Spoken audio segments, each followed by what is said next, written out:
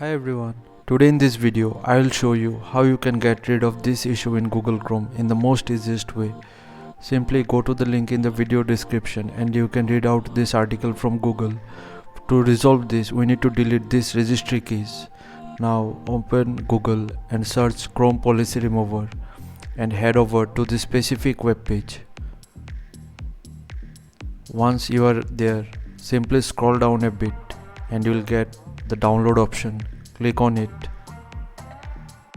Now you will get two options, download for Mac or Windows. Simply download the Windows one. After the download completes, simply right click over the file and run it as administrator. Now wait for the process to complete. That's it. Now close the CMD window. Now you can open Chrome and you won't get to see the message further.